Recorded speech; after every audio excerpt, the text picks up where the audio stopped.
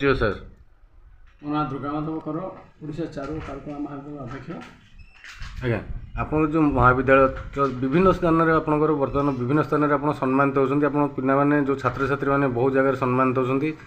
ଏ ଯେଉଁ ଚାରୁକାରୁକଳା ମହାବିଦ୍ୟାଳୟର ମୁଖ୍ୟ ଉଦ୍ଦେଶ୍ୟ କରିବାର ମୁଖ୍ୟ ଉଦ୍ଦେଶ୍ୟ କ'ଣ ଅଛି?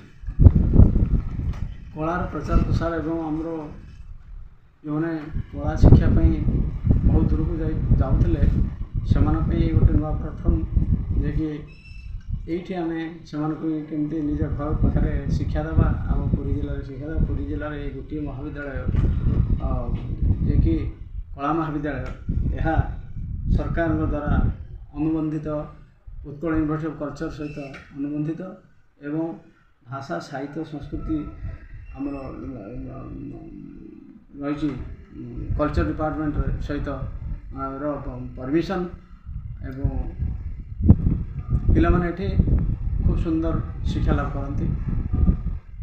ତ ପୁରୀ ଠାରୁ ଅନତି ଦୂରରେ ଏତେ ସୁନ୍ଦର ପରିବେଶ ଭିତରେ, ପ୍ରାକୃତିକ ପରିବେଶ ଭିତରେ ଏଭଳି ସଂସ୍ଥାଟି କରିଛନ୍ତି। ତ ଏଠି କରିବାର, ପୁରୀରେ ନକରି ଏଠି କରିବାର କ'ଣ ଉଦ୍ଦେଶ୍ୟ? ଏ ତ ପୁରୀ ପାଖରେ ଏକଦମ 5-6 କିଲୋମିଟର ଦୂରରେ ରହିଛି, କିନ୍ତୁ ଟାଉନ ଭିତରେ ଆମେ କ୍ରାଉଡ଼ ଭିତରେ କରିବା ପାଇଁ ଚାହୁଁନୁ। କଳା ମହାବିଦ୍ୟାଳୟ ଗୋଟେ ସଙ୍ଗୀତ ଶିକ୍ଷା ଏବଂ ଚିତ୍ର ଶିକ୍ଷା ଏସବୁ ନିରୋଳା ଜାଗାରେ ହିଁ ଆବଶ୍ୟକତା ପଡ଼େ। ତେଣୁ ନିରୋଳା ସ୍ଥାନ ଏଇ ସକାଶେ ବାଛି ନେଇଛୁ। ତେଣୁ ଏଇଠି ଆମକୁ ଶାନ୍ତ ପରିବେଶ ମିଳିଛି। ଆଉ ଶିଳ୍ପୀ ଗୋଟିଏ ଯୋଗୀ, ତାଙ୍କୁ ଯୋଗାରୂଢ଼ ପୁରୁଷ ପାଇଁ ଗୋଟିଏ ଶାନ୍ତ ବାତାବରଣ ଆବଶ୍ୟକତା ରହିଛି। ଆଜ୍ଞା, ବର୍ତ୍ତମାନ ଆପଣ ଏଇ ଯେଉଁ ସଂସ୍ଥାଟି କରିଛନ୍ତି, ତ ଆପଣ କେତେ ଛାତ୍ରଛାତ୍ରୀ ଏଥିରେ ଶିକ୍ଷା ନେଉଛନ୍ତି? ଏଠି 120 ଜଣ ପିଲା, ଏଠି ସରକାର ଆମକୁ 30ଟି ସିଟ୍ ଦେଇଛନ୍ତି ପର୍ ଇୟର୍। ତେଣୁ 4 ବର୍ଷ BVA, ୟାର ନା +2 ପରେ ଏଠି ପିଲା ପାଠ ପଢ଼ନ୍ତି।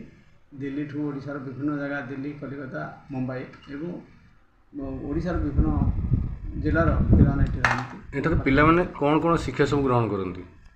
ଏଠି painting, Indian painting, applied art, sculpture ଏବଂ କ୍ରାଫ୍ଟ ଏସବୁ ଶିକ୍ଷା ଗ୍ରହଣ କରନ୍ତି। ଏହା ବୈଷୟିକ ଶିକ୍ଷା ଏବଂ ଶିକ୍ଷା ସହିତ ସେମାନଙ୍କର ନୈତିକତା, ଚାରିତ୍ର ଗଠନ ପାଇଁ ଏହା ବହୁତ ସହାୟତା ହୁଏ। ତେଣୁ ଆମ ପିଲାମାନେ ସବୁଠୁ ଭଲ ପିଲା, ଯେଉଁମାନେ କି ସାଧନା ପରି ରହିଛନ୍ତି ଏବଂ ଗୋଟେ କଲେଜ ନୁହେଁ, ଗୋଟେ ଆଶ୍ରମ ଭଳି ଅନୁଭବ ହେଉଛି ପିଲାମାନଙ୍କୁ। ଏଠି ସବୁ ପିଲାମାନେ ମୋର ଭଲ, ଖୁବ ଭଲରେ ଅଛନ୍ତି। ଆପଣ କେବଳ ପୁରୀରେ ନୁହେଁ କି ଓଡ଼ିଶାରେ ନୁହେଁ, ଭାରତବର୍ଷ ନୁହେଁ, ଆପଣ ବିଦେଶକୁ ବି ଯାଇକି ଶିକ୍ଷା ଦାନ କରୁଛନ୍ତି। ତ ଆପଣଙ୍କ ଅନୁଷ୍ଠାନରେ ବିଭିନ୍ନ ରାଜ୍ୟରୁ ଆସି ପିଲା ବି ଏଠି ଶିକ୍ଷା ଗ୍ରହଣ କରନ୍ତି। ତ କେଉଁ କେଉଁ ରାଜ୍ୟରୁ ସବୁ ପିଲା ଏଠି ଅଂଶଗ୍ରହଣ କରୁଛନ୍ତି? ଆମର କଲିକତା, ଦିଲ୍ଲୀ ଏବଂ ମୁମ୍ବାଇର ଗୋଟେ ପିଲା ଅଛି ଏବଂ ହାଇଦ୍ରାବାଦର ଗୋଟେ ପିଲା ଅଛି। ପ୍ଲସ୍ ଆମର ଓଡ଼ିଶାର ଗଞ୍ଜାମ, ବ୍ରହ୍ମପୁର, ହିଞ୍ଜିଳିକାଟୁ, କେନ୍ଦ୍ରାପଡ଼ା, ବଲାଙ୍ଗୀର, ଢେଙ୍କାନାଳ, କଳାହାଣ୍ଡି, ସମ୍ବଲପୁର, ସୁନ୍ଦରଗଡ଼, ପୁରୀ, ଯାଜପୁର ଠାରୁ ଭଳି କଟକ, ଭୁବନେଶ୍ୱର ସବୁ ଜିଲ୍ଲାର ପ୍ରାୟ ପିଲା ଆମର ଏଠି ପାଠ ପଢ଼ନ୍ତି। ଆପଣ ପ୍ରଧାନମନ୍ତ୍ରୀଙ୍କ ଠାରୁ ଆରମ୍ଭ କରି ରାଷ୍ଟ୍ରପତି ପର୍ଯ୍ୟନ୍ତ, ସାଧାରଣ MLAଙ୍କ ଠାରୁ ଆରମ୍ଭ କରି ମୁଖ୍ୟମନ୍ତ୍ରୀ ପର୍ଯ୍ୟନ୍ତ ସମସ୍ତଙ୍କ ପାଖରେ ଆପଣ ସମ୍ମାନିତ ଅଛନ୍ତି ଏବଂ ଆପଣଙ୍କ ଅନୁଷ୍ଠାନ ତରଫରୁ ସମସ୍ତଙ୍କୁ ସମ୍ମାନ କରିଛନ୍ତି। ସେତେବେଳରୁ ଖୁସି ନିଆରା ଥାଏ। କ'ଣ କହିବେ ତାପରେ? କଳାକୁ ଭଲ ପାଉଥିବା ମଣିଷଟେ, ଆଉ ତେଣୁ କେହି ଜଣେ ଆସିଲେ ଆମର ସେ ଆଗନ୍ତୁକ ଆମ ଭଗବାନ ଭଳି ଅନୁଭବ ହୁଏ। ତେଣୁ ତାଙ୍କ ସହିତ ଆମେ ମିଶିଯାଉ ଆଉ ତାଙ୍କର ସାନ୍ନିଧ୍ୟ ଲାଭ କରୁ, ଭଲ ଲାଗେ। ଆଜ୍ଞା, ତ ଏ ଯେଉଁ ସଂସ୍ଥାଟି ଆପଣ କରିଛନ୍ତି, ଏହାଦ୍ୱାରା ଆପଣ କେତେଦୂର ଖୁସି ଲାଭ କରୁଛନ୍ତି ଏବଂ ପିଲାମାନଙ୍କୁ କିଭଳି କିଏ କିଏ ରହୁଛନ୍ତି ଆପଣଙ୍କ ସହିତ ସବୁ ଶିକ୍ଷା ଦେବା ପାଇଁ? ମୁଁ କରିନାହିଁ, ଏ ପ୍ରଭୁ ଜଗନ୍ନାଥ ହିଁ କରିଛନ୍ତି। କି ତାଙ୍କର ଜିଲ୍ଲାରେ ଏବଂ ତାଙ୍କ ପାଖରେ ୟା ନା ଓଡ଼ିଶା ଚାରୁକାରୁକଳା ଜଗନ୍ନାଥ ଚାରୁକଳା ହେଇପାରିଥାନ୍ତା। ଓଡ଼ିଶା, ଇଏ ଟୋଟାଲି ଓଡ଼ିଶାର ଠାକୁର ନୁହେଁ, ପୃଥିବୀ ନୁହେଁ, ଇଏ ଭାରତର, ସାରା ବିଶ୍ୱର ଠାକୁର ଜଗନ୍ନାଥ। ତେଣୁ ତାଙ୍କର ଉଦ୍ଦେଶ୍ୟରେ ସିଏ ନିଜେ ଏଇଟାକୁ ସୃଷ୍ଟି କରିଛନ୍ତି ବୋଲି ମୁଁ ଅନୁଭବ କରୁଛି। ପ୍ରତି ମୁହୂର୍ତ୍ତରେ ସେ ଅଛନ୍ତି, ତାଙ୍କ ସହିତ ସେ ଚାଲିଛି, ସେ ହିଁ କରିଛନ୍ତି। ଆଗାମୀ ଯୁବପିଢ଼ି ମୋବାଇଲରେ ବ୍ୟସ୍ତ ଥିଲାବେଳେ ଏଇଭଳି ଚିତ୍ରକଳାକୁ ମାଧ୍ୟମ କରି ଚଳିବା ପାଇଁ ଏବଂ ବାହାରେ ନାଁ କରିବା ପାଇଁ ଆପଣ କିଭଳି ଆହ୍ୱାନ କରିବେ ଗଣମାଧ୍ୟମ ମାଧ୍ୟମରେ? ଆଜିର ଯୁବପିଢ଼ିର ଚିତ୍ରଶିଳ୍ପୀମାନେ ପ୍ରାୟତଃ ନୂତନ ଶିଳ୍ପୀମାନେ ମୋବାଇଲ ଦେଖି ଛବି ଆଙ୍କିବାକୁ ପଛଉନାହାନ୍ତି। କିନ୍ତୁ ଆମର ଏଇ ଚାରୁକଳା ମହାବିଦ୍ୟାଳୟରେ ନିଆରା ଢଙ୍ଗରେ ଶିକ୍ଷା ଦିଆଯାଏ। ନେଚରକୁ ଦେଖି, ତେଣୁ ପ୍ରକୃତି ପ୍ରେମୀ ହିସାବରେ ସେମାନେ ଯଦି ପ୍ରକୃତିକୁ ନ ଦେଖିବେ ଆମେ ପ୍ରକୃତି ଠାରୁ ଶବ୍ଦ ନ ଶୁଣିବା, କୋଇଲି ଠାରୁ କୁର୍ତ୍ତନ ନ ଶୁଣିବା, କୁଆର ରାବ ନ ଶୁଣିବା, କୁକୁରର ସୁନ ଶୁଣିବା ନାହିଁ, ଆଉ ଜଙ୍ଗଲର ବାତାବରଣର ସେ ଯେଉଁ ସବୁଜିମା ଭିତରେ ହଜିବା ନାହିଁ, ଫୁଲର ବାସ୍ନା ଶୁଣିବା ନାହିଁ, ତ ଆମେ ଆମ ଇତିହାସ ସାହିତ୍ୟ ଲେଖିବା କେମିତି, ଆମେ କିଭଳି ଚିତ୍ର ଆଙ୍କିବା କିପରି? ତେଣୁ ଆମର ନିଆରା ପରିକଳ୍ପନା ଭିତରେ ଏଇ ଯେଉଁ ପ୍ରକୃତି ସହିତ ଜଡ଼ିତ ହୋଇ ଆମେ ଛବି ଆଙ୍କୁଛେ। ତେଣୁ ଶିଳ୍ପୀମାନେ ଏଇଠୁ ସେଇ ମୋବାଇଲ ଠାରୁ ଅନେକ ଦୂରରେ ରହିବା ପାଇଁ ଆମେ ପ୍ରୟାସ କରୁଛୁ। ତ ଆପଣଙ୍କ ସଂଗଠନ ବିଭିନ୍ନ ଅନୁଷ୍ଠାନକୁ ଯେଉଁ ସାରା ଭାରତ ବର୍ଷରେ ବିଭିନ୍ନ ଅନୁଷ୍ଠାନରେ ଯେଉଁ ବିଭିନ୍ନ ପ୍ରତିଯୋଗିତା ହେଉଛି ସେଠି ସମ୍ମାନିତ ହେଉଛି, 1 ନମ୍ବର ହେଇକରି ଆସୁଛି, ତ ଏ ଶ୍ରେୟ କାହାକୁ ଦେବେ?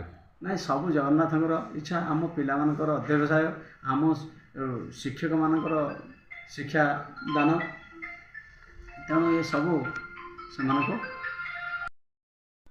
ସେମାନଙ୍କୁ ଆମର ଶିଳ୍ପୀ ଯେଉଁ କଳା ଶିକ୍ଷକମାନେ ଅଛନ୍ତି ବିଭିନ୍ନ ବିଭାଗର, ସେମାନେ ଭଲ ଭାବରେ ଶିକ୍ଷା ପ୍ରଦାନ କରିଥାନ୍ତି।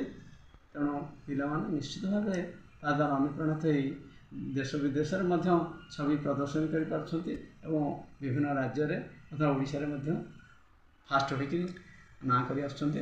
ତେଣୁ ଆମେ ସେଥିପାଇଁ ବହୁତ ଗର୍ବିତ। ସବୁ ଜଗନ୍ନାଥଙ୍କ ଆଶୀର୍ବାଦ ହେଇଥିଲେ।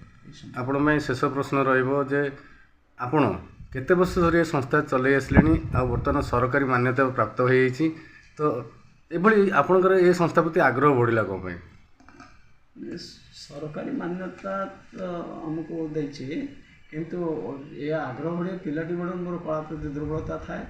ଆମ ଜେଜେବାପା ହରିହରକର ଗ୍ରାମ କପିଳେଶ୍ୱରପୁର ସତ୍ୟନାରାୟଣଙ୍କର, ସେ ମଧ୍ୟ କଳାପ୍ରେମୀ ସଙ୍ଗୀତଜ୍ଞ।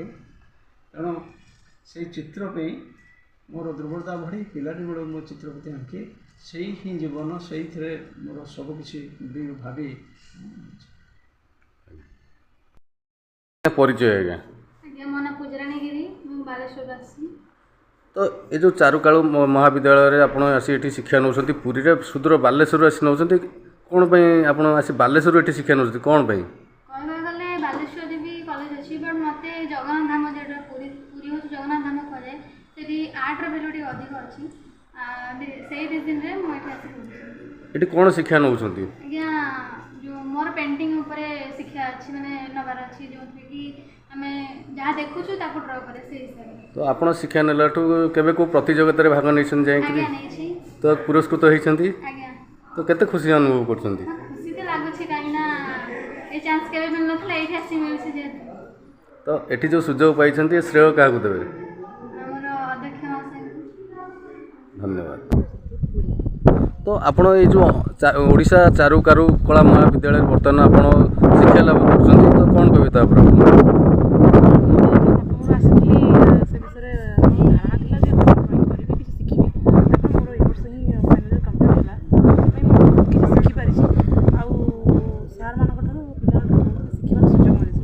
ତ ଆପଣ ଏଠାରେ ଶିକ୍ଷା ଲାଭ କଲାଠୁ କେତୋଟି ପ୍ରତିଯୋଗିତାରେ ଅଂଶଗ୍ରହଣ କରିଛନ୍ତି ଏବଂ ସମ୍ମାନିତ କେତେ ଜାଗାରେ ହେଇଛନ୍ତି? ହଁ, ପ୍ରତିଯୋଗିତାରେ ଅଂଶଗ୍ରହଣ ବହୁତ ଆମେ କରିଛୁ, ଆଉ ସମ୍ମାନିତ ମଧ୍ୟ ହେଇଛୁ। ତା ଭିତରେ ଆମର ସାଂସ୍କୃତିକ ମାନେ ଯେଉଁ ସବୁ ପ୍ରୋଗ୍ରାମ୍ ହୁଏ, ଆଉ କଲଚରାଲ୍ ଇଭେଣ୍ଟ, ପେଣ୍ଟିଂ ପ୍ରୋଗ୍ରାମ୍ ଯାହା ହୁଏ, ଆମର ମୁଁ ଆଉ ମୋ କଲେଜର ପିଲାମାନେ ସମସ୍ତେ ଅଂଶଗ୍ରହଣ କରନ୍ତି, ଗଭର୍ଣ୍ଣମେଣ୍ଟ ବି ହେଇଛନ୍ତି। ଏ ଶ୍ରେୟ କାହାକୁ ଦେବେ?